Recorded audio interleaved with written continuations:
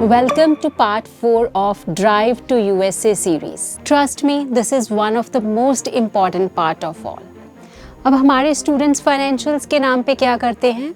सिर्फ एक bank balance certificate लगा दिया. But only bank balance certificate sufficient proof of funds नहीं है. So I'm repeating it and I'm telling you guys very loud and clear कि आपका only balance certificate sufficient नहीं है. आप अपने बैलेंस सर्टिफिकेट के साथ 6 to 9 मंथ्स की बैंक स्टेटमेंट भी लगाएं. कोशिश करें कि आप 9 मंथ्स की स्टेटमेंट लगाएं. इफ़ नॉट तो आप 6 मंथ्स की स्टेटमेंट तो ज़रूर ही लगाएं. जो भी आपको स्पॉन्सर कर रहा है आप उसके साथ अपना प्रूफ ऑफ रिलेशन ज़रूर लगाएं. उसके साथ साथ आप एक नोटराइज्ड एफिडेविट ऑफ सपोर्ट लगाएंगे. 3 इयर्स की income tax returns, proof of employment, salary statement या जो भी सैलरी प्रूफ है वो ज़रूर लगाएं. अब ये proof of employment, salary statement ये लगाना क्यों ज़रूरी है? ये वाले प्रूफ ये प्रूफ करते हैं कि आपके स्पॉन्सर की इनकम रेगुलर इनकम है. इट इज़ जस्ट नॉट कि आपने जिस दिन एम्बेसी में जाना है उससे 2 दिन पहले आपने 30 लाख या 25 लाख के फ़ंड अकाउंट में ट्रांसफ़र करा दिए और फिर एक बैलेंस सर्टिफिकेट लगा दिया. लेट्स से अगर आपका स्पॉन्सर फार्मर है तो आप अपना तहसीलदार सर्टिफिकेट, जे फॉर्म्स, डेयरी इनकम सर्टिफिकेट और अगर आप एग्रीकल्चर की ITR फाइल करते हैं तो वो भी ज़रूर लगाएं.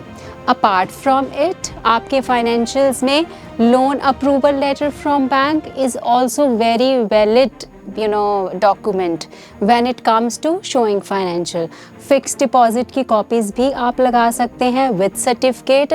GPF और EPF की स्टेटमेंट्स भी आपके स्पॉन्सर की लग सकती हैं जो ये कंफर्म करें कि आपके स्पॉन्सर की कैपेसिटी उस फंड को निकलवाने की कितनी है. मतलब अगर आपको उस फंड को निकलवाना पड़े तो आपका स्पॉन्सर कितना फ़ंड वो विड्रॉ कर सकता है.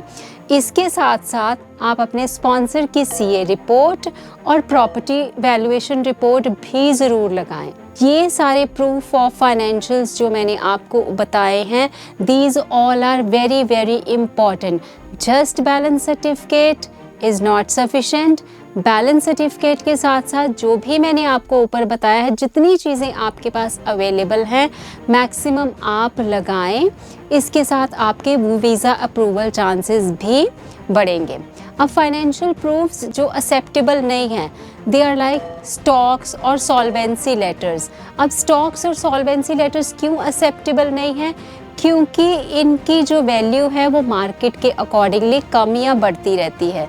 सो जो आप फाइनेंशियल्स लगा रहे हैं आप फाइनेंशियल्स के साथ मैक्सिमम प्रूफ लगाएं क्योंकि आपका कॉलेज, यूनिवर्सिटी एंड एम्बेसी ये जानना चाहती है कि आपकी ट्यूशन फ़ी पे करने की कैपेसिटी है.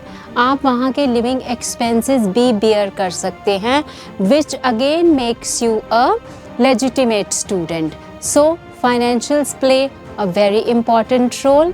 Please be very careful because there are many advertisements going in the market जिसमें आपको ये बताया जा रहा है कि आपका एक बैलेंस सर्टिफिकेट आप लगाएं which is sufficient और आप एक दिन पहले बैलेंस सर्टिफिकेट वो निकलवा लें. उससे एक दिन पहले आपने उसमें फ़ंड ट्रांसफ़र कराया होता है. This is not at all the right way to go ahead with the things अगर आप US का स्टडी वीज़ा लेना चाहते हैं. One more point which is worth noting and important. जब आपने कॉलेज या यूनिवर्सिटी में I-20 लेने के लिए जो भी फाइनेंशियल्स आपने वहाँ दिखाए थे आपने वो सेम फाइनेंशियल्स एम्बेसी भी लेके जाने हैं. अब फाइनेंशियल्स आप कैसे दिखाते हैं? जितना आपका एडमिशन लेटर पे फाइनेंशियल्स लिखा आता है. सो लेट्स से आपको $9,000 के फाइनेंशियल्स दिखाने हैं. अगर $9,000 लिखा हुआ है तो आप ट्राई करें कि आप 1.5 टाइम्स फाइनेंशियल्स दिखाएं. So do not rely on कि आप उतने के फाइनेंशियल्स ही शो कर पाएँ. अगर आप उससे ज़्यादा फाइनेंशियल्स दिखा सकते हैं तो ज़रूर दिखाएं. बट मेक श्योर जितने फाइनेंशियल्स आपने I-20 के टाइम पे दिखाए उतने फाइनेंशियल्स ही आप एम्बेसी लेके जाएं। That's all about financials. See you in part 5, which I'm very sure is going to be the most important part of the series. Thank you.